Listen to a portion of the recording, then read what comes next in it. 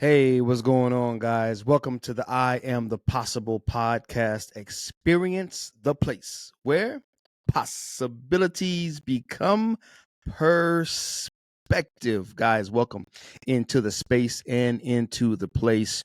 Today, guys, we're talking about self confidence and how to create self confidence, how to cultivate it, how to possess it, how to have confidence where it matters most in yourself. As a coach, self confidence is the number one request I get from clients. I want to build more confidence. I want to be a confident person.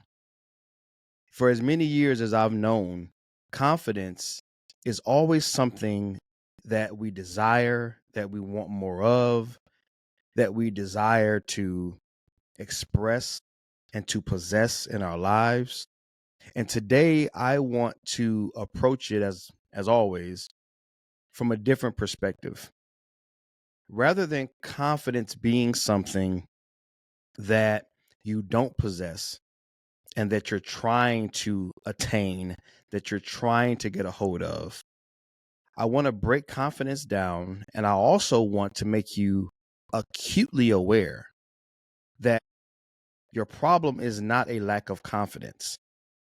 It's more likely, if you desire confidence in your life, if you're someone looking for more confidence, if you're someone who desires to be a more confident person, I want to make you acutely aware that confidence is something that you already possess. It's something that you already have. It's always been there and it will always be there. It's never going to go away. The only difference is what you have confidence in and how you approach expressing your confidence. So let me break this down. Confidence, by definition, is trust. If you desire confidence in yourself, I want you to know that you already possess confidence because you already trust yourself. The expression of it just may not be the way that you want to express it. You may have confidence in your inability to keep your word to yourself. You may have confidence in yourself in a way that says to yourself, I'm going to fail. I'm going to let myself down. See, confidence by definition is trust. So trust can either be in a positive way or a negative way. It can be in a aligned way or a misaligned way. When people say, I want more confidence, what they're really saying is, I want a kind of confidence that affects me in a positive way, a kind of confidence that is aligned with what I desire, my values, my belief systems, what I find to be worthy of my time and my attention, right? The priorities of my life. And so today I want to unpack this a little bit, share a little bit out of my own personal life, and then really give you a very simple strategy, a very simple tool that you can use right away to begin to cultivate the kind of confidence that you desire in your life. So, a little bit about me. And many of you guys have maybe already heard this, but I grew up in a environment, circumstances, situations, experiences, elements that pretty much trained me to question myself, to doubt whether or not I had worth, to doubt whether or not my voice had any value, to doubt whether or not I had any value in and of myself, to doubt whether or not I was effective, to doubt whether or not my life meant anything, whether or not I even mattered, whether or not anyone would miss me if I was gone, whether or not my life had any meaning or purpose beyond being someone's punching bag or rag doll or focus of abuse. And that is not to say that my entire childhood was trash. I'm not saying that. What I'm saying is that when you have been abused as much as I have been, that sort of dictates the perspective or the worldview that you have until you can acquire more information. So I grew up having things said to me, having things done to me that made me grow confident that I had no value. I was confident that my life didn't matter. I was confident that I was worthless. You know, I always say I preach self-value because I know what it means to not have any. I was certain. I had a great deal of trust in my worthlessness, if that makes any sense. It wasn't until my relationship with Christ and we moved to Southern California where my self-concept, the way I saw myself, the way I thought about myself, the way I felt about myself began to improve. I still had a long way to go. I still had a lot of trauma and drama and junk to unpack, and I'm still unpacking it to this day. It was that much. Had a rough background, rough background, abused mentally, physically, sexually, psychologically. Seen a lot of violence, a lot of drug use, a lot of abandonment, a lot of betrayal. And so, yeah, man, I had a very poor self-concept.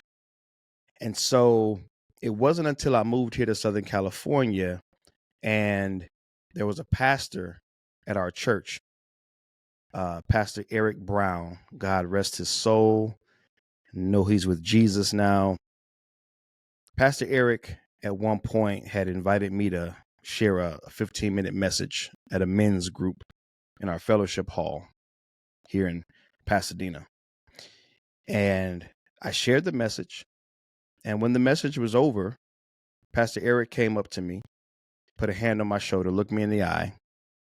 And it was one of those surreal moments. I felt like I was looking at Jesus, to be honest. It was one of those most loving, most warm and welcoming, yet masculine, yet safe, like looks that I had ever received from an individual. He looked me in the eyes and he said, "Treveal, you are a teacher." And he smiled. I wrote about this in my book, What is Enough? Kind of opened up with it and kind of dedicated the book to Eric. Because Eric, although I had many mentors and many men in my life who had built me up, edified me, you know, confirmed some things that God was doing in my life, Eric was the first one to tell me what I was, right? Many times I opened up the show with, you know, I is your host, Mr. What, right? And so that's where that whole what started. Well, actually, the what started from a Facebook Live. I was on a Facebook Live with an individual named Aaron. He was the first one to call me Mr. What, but the whole emphasis on what we are, not who we are and why we are, but the what we are, the missing piece to the puzzle. Eric was the first one to feel that piece of the puzzle in for me. He told me what I was. And it was through learning what I was that I learned that I had value, that what we are is what we contribute. What we are is what we operate as, right? It is what we are in the earth. It's what we are in the world. It's where we draw value. It's where we draw some of our identity. It's where we draw the truth that our lives matter. And so Eric introduced me to my spiritual gifting as a teacher, as an educator, as an articulate individual that I guess was and, you know, continued to become. someone that could transfer information, someone that could share information, facilitate the thought process, could ask questions, could share ideas and concepts in a way that most find complicating or complicated, but share those complicated concepts in a way that is easy to understand, right? I don't know how many times I've had people tell me, you made that make sense, right? Or how many times people have come up to me and said, man, until you shared it that way, or the way you put it just made it make sense, right? You made it so clear. That's not about me being, cocky or anything. That's me acknowledging the gift that God's given me, just as God's given you a gift. And so I share that story because my view of myself began to change. The confidence began, that was the catalyst to my confidence beginning to shift from, you know, I'm worthless, I'm no good, I'm not enough, to I'm a teacher, I'm an educator, I'm a communicator, I'm someone who has something to offer, something to contribute, something to give, something that other people need, something that other people are depending on, right? You know how many people are afraid of public speaking? Yet it's a very needed skill, not even necessarily on a stage, but just in a room full of people. Like, you need people that are able to get up front, provide a presentation, keynote speech, or just facilitate a meeting. That's a skill set that I didn't give myself. That's God given. So that means that I came into the world with a purpose. I came into the world with a gift. I came into the world with a contribution and as a contribution. And you are the exact same. You have a gift from God. You have a purpose. You came into this life with a purpose, on purpose, for a purpose. Maybe you don't know what it is yet. Maybe you don't know what your gift is yet. But just because you don't know what it is doesn't mean that it's not there. And so if you are today, like I was many years ago, questioning your value, questioning your worth, questioning whether or not your life matters, I can tell you with great confidence, yes, absolutely it does. Your existence is the evidence that you matter. I'll say that again for the people in the back. Your very existence is the evidence that you matter, that your life is absolutely necessary in this world, right? And so that's how things began to shift for me. And that's where my confidence, my new kind of confidence, began to shift. And so I want you to know that in this world, you have something called input, and then you have something called insight. Input is what the uninformed individuals around you may call you, or may say to you, or may label you as. Because growing up, I had people label me all kinds of things, horrible names, scandal, right? I mean, they told lies on me. People set me up for the fall so many times, backstab and betrayed so many times. So there were so many things that people said, their input, their opinion of me, their perspective of me. That was just input. Just like you input information into a computer, you just put information in. Well, the person that's inputting it, they determine what they put in. And it can be right, it can be wrong, it can be evil, it can be good, it can be whatever it is. And so me growing up, people were inputting some very negative things into my life. And now Eric comes into my life at this new age and stage of my life. And now we shift from input to insight. See, when Eric said, Treveal, you are a teacher, that wasn't Eric's opinion. That wasn't Eric's, perspective. That wasn't how he just felt about me. When he said, Treveal, you are a teacher, he was providing insight He was speaking into my life from within my life. He was able to see something in me that I didn't first see in myself. Insight is really confirmation of what's already there. It's someone's ability to observe you, see something in you, and call it out and say, hey, you are a fill in the blank. In my former life, you are an all bad. It was all bad. Now in this new place and space in my life, it's you are a teacher, you are a pastor, you are a leader, you are a father, you are a husband, you are a good things, positive things, edifying things, things that built me up. Can you see the shifting? You may be in a space and a place right now where you are dealing with a lot of input, people's opinions and perspectives of you, uninformed, by the way. As I like to say, people don't really know you like that, man. They're talking bad on you, lying on you, calling you names, you know, um, just horrible, horrible stuff.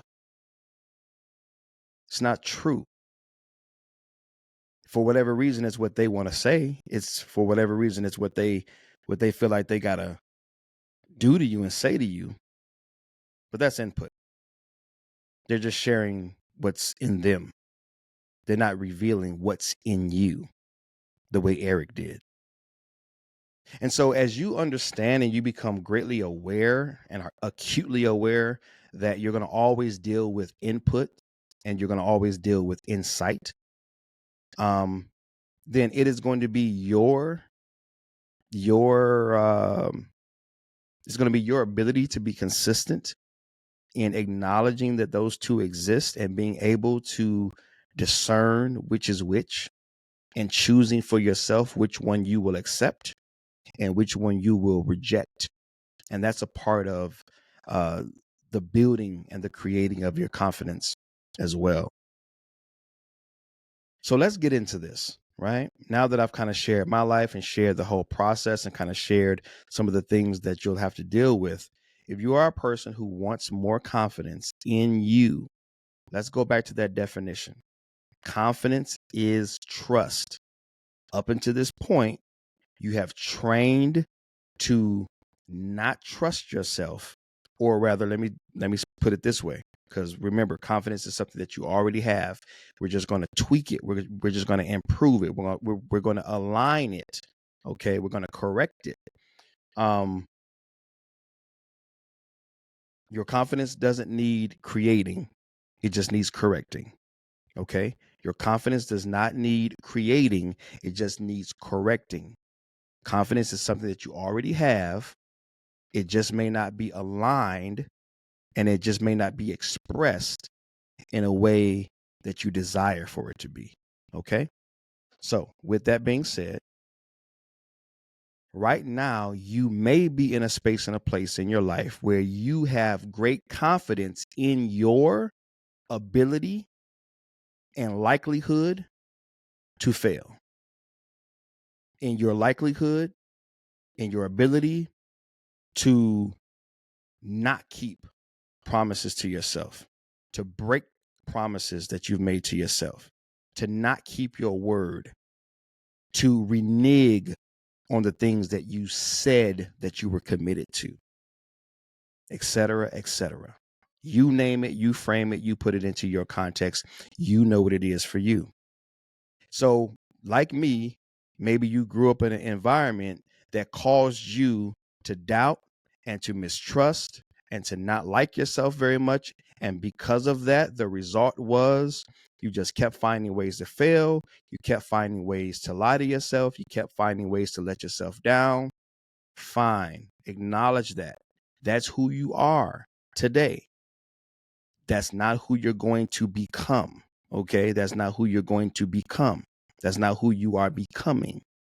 So here's how we correct the confidence, right? This is the confident shift right here, right?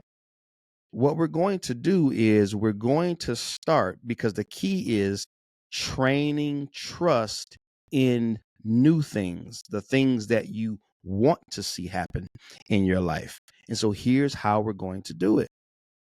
You're going to start with a very small task, something that requires you to do something, but it's going to be extremely simple, small, and something that you can do for at least 21 days in a row. For example, setting an alarm, and when the alarm goes off, not hitting the snooze button and getting out of the bed immediately. 21 days. For example, before you go to bed at night, fixing your whatever you need for the next day. Maybe you want to set your clothes out. Maybe you want to prepare your gym bag like me. 21 days before you go to bed, you're going to set yourself up for the next day. Maybe it's reading a Bible verse every morning at 6 o'clock for 10 minutes. You're going to set an alarm at 6 o'clock. Alarm goes off. You got your Bible app. You're going to read the Bible for 10 minutes. I'm giving you very simple examples, but I want it to be something that you desire for you, something that's meaningful to you, but something that it's within your normal flow of life, but you've been maybe inconsistent in doing it. It needs to be something small. It needs to be something that you can do in under 10 minutes. It needs to be something that's not going to wreck your day if you don't do it. Like it needs to be something where it's not going to require other people's involvement. It can't depend on other people because that's too inconsistent. So don't do something like I'm going to meet my friend for coffee for the next 21 days because your friend may cancel. So don't even set yourself up like that. Don't do anything that's going to depend on the weather. Don't do anything that's going to depend on anyone outside of you. Right? You need to be able to do it with your eyes closed. Like it has to be so small and so simple that it's that the only way you don't do it,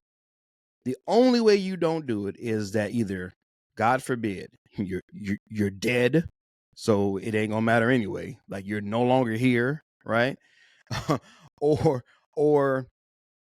I mean something catastrophic. I mean literally, like.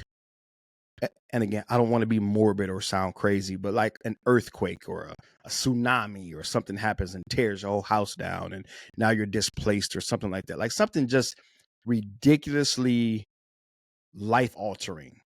But it can't be, oh, I just overslept, or oh, I just didn't feel like it, or oh, someone said something to me and I felt some type of way, so I was no longer in the mood. Like that's a part of this thing, that whole creating confidence. You have to be dialed in enough to get that small win each day for 21 days. Now, why 21 days? I'm be honest with you, man. Some things in life don't make a lot of sense, but they just work. And 21 days for me has been the habit maker, right? Or habit breaker, right? I started messing with the 21 days, to be like completely transparent, back when I was like first, became a Christian early on in my walk. We were doing a lot of fasting, right? So you would do the Daniel fast, 21 days of no meats and no sweets, right? And so that's kind of what my introduction was, right? The whole Daniel fast. But then you started reading it in the Bible and you see different examples where 21 days was utilized. And so just over time, just 21 days kind of began to be something of significance. I think I read it also in a couple of books on dieting and nutrition, but it began when I started fasting for 21 days. Even when I became a pastor, it was coming off of a 21-day fast. I went on a 21-day fast, water only, and fasted and prayed for 21 days. And on that 21st day, I was led to Isaiah 5:55. And yeah, man. I'm sorry, Isaiah 55:5. And or was I Isaiah 5:55? I don't know. Just some fives right now. Don't worry about it. Just kind of slipping my mind right now. But I know it was 3 5s. And I remember a sister, when I shared it with her, she said, "Oh, that's the number of grace. 5 is the number of grace." Right. And so she kind of went off. But yeah, man, I was led to Isaiah, and I felt like God was saying to me in that moment, yes, I've called you my shepherd, my pastor. So that's how it all was confirmed. But I don't remember the exact address. It's been some time, so have to look back in there and remember that. But 21 days works for some reason. It's just a magical number, and it either makes a habit or breaks a habit. So something for 21 days. What you're doing is you are training. Just like if you go to the gym and you train one day, the muscle probably isn't going to change. If you train for one day, you're not going to lose very much weight. But if you train 21 days consistently, right, something's going to change. Something's going to change. Like physically, there's going to be something that changes. Consistency over time, but keep it super small, super simple, and to be optimal, something that you can do before the day starts, like before you head out for the day. Because as the day gets going, we just have a way to find excuses. We have a way to talk ourselves out of stuff. So if it's something that you can do at home, super simple before you even get started, that would be the best case scenario. All right. So you're training trust. And as you train trust, you're simultaneously training confidence, because the more trust you can build in you, being a person of character, integrity, showing up for yourself, doing what you say, saying what you do, then you're going to start to see yourself differently. You're going to start to build that not only self-confidence, but you're going to rebuild and reconstruct your self-concept. Remember, I talked about the self-concept earlier, the way you see yourself. You're going to build your self-talk, what you say to yourself, right? Those are the two most important things in the world, right? Remember, the two most important things in the world, what you say to yourself, what you see in yourself. Those are the foundations of life. They dictate and project almost everything else that you do in this world. And so you're building that up, you're edifying that, you're improving that, you're empowering that through this process. So you do it, start small, and then you build on your wins. Um, Obviously, there's much more I can say, many more things I can share, but let's just keep it simple for now. I've got some assessments down below in the description. You can take those assessments to start learning more about yourself. You can hit me up, drop questions down below if you're watching on the tube, and you should be watching on the tube. If you're not watching on YouTube, you've not yet subscribed to the YouTube channel, please do so. Head over to YouTube, type in "I am the possible," no space, one word, "I am the possible," and subscribe. Hit the little bell so that you are notified each and every time I drop a new video, which is pretty often, once or twice a week. And I would love to have your subscription, and I would love to continue to share and minister and, just help to build you up, right, each and every week. So if you're not subscribed there, please do so if you're listening on a podcast episode or podcast platform right now. But yeah, man, drop comments, drop questions. If you have any questions, you can head over to my website, iamthepossible.com. If you have any questions that you want to email me on, please do so. If you're listening on a podcast platform, I would love your review, your thoughts. What did you think about this episode? What stood out? What did you have any aha moments? Did anything catch you by surprise? You didn't expect that? Anything, man. Any feedback is good feedback, because I learn from it and I use that feedback to further improve this experience and this platform. All right. So that's it, guys. Remember, input, insight. These assessments down below will help you to gain insight to what God has already hooked you up with, already embedded within you, and already desires to use in you and through you as a contribution to better this world. Okay. And in that, you will find value, right? That's your what, right? You're more than just a man. You're more than just a woman. You're more than just, um, a human. You are a contribution. You are God's idea, created in the mind of your creator. In the imagination of God, you were first formed. All right? Wonderfully, powerfully, masterfully created and brought into this world. All right? To do some great things. So that's it, man. I love you guys. I'm praying for you guys. I'm believing in you guys. Until next time, this is Treveal C.W. Lynch, Mr. What? Telling you, man, to please value yourself. And until next time, let's continue to love ourselves, love our creator, and love those that are around you.